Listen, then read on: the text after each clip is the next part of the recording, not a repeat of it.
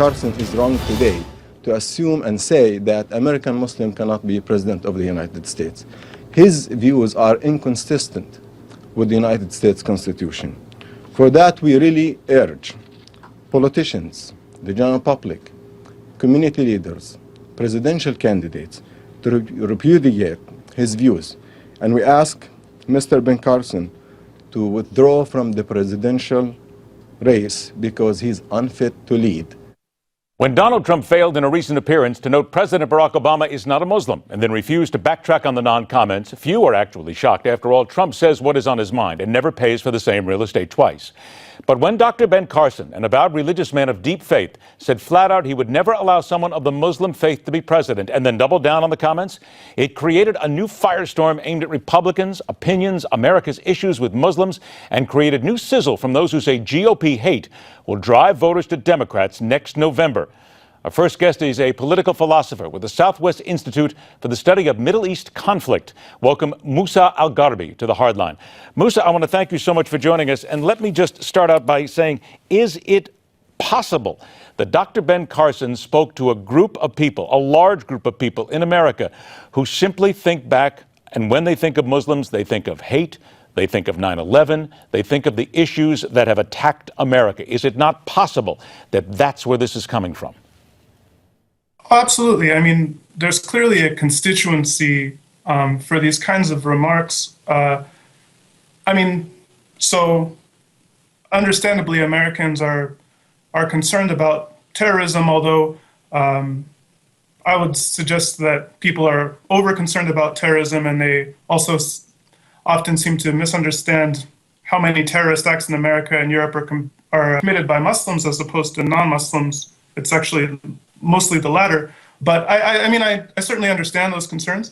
And Ben Carson also, we have to remember, is a politician, and these remarks happen to be coming after the debate. Well, let me say just that, if you don't mind, let me stop you there. Is it possible then in your mind that what he is doing here is strictly speaking to a base in order to get elected? Do you think perhaps he doesn't really believe this? Because it sure seems as if that this comes from the heart.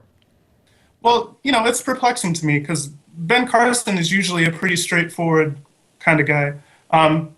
But these remarks are out of character for him. They're out of character with his own previous statements, both in his book and in interviews. He's talked about how, for instance, he said that one of the problems with having a Muslim as commander-in-chief is that Muslims don't recognize a separation between their religious ideals and the state. Would you agree, though, that there are some people, now I'm just saying, I'm playing devil's advocate here, there are some people who will say that that is true, that many people in the Muslim faith believe in Sharia law, they believe in it very strictly, they believe in the interpretation of the Quran, and that is the only thing that they believe in? Oh, absolutely. But the contradiction, of course, is that Ben Carson himself believes that Christians should be able to,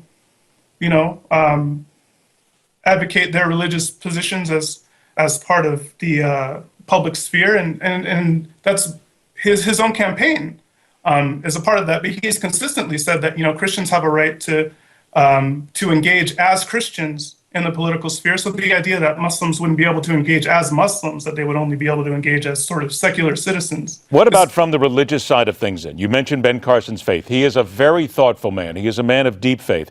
How shocked were you that these words came out of his mouth? Look, Donald Trump we may expect it from, but from Ben Carson, what did that say to you? How did that hit you?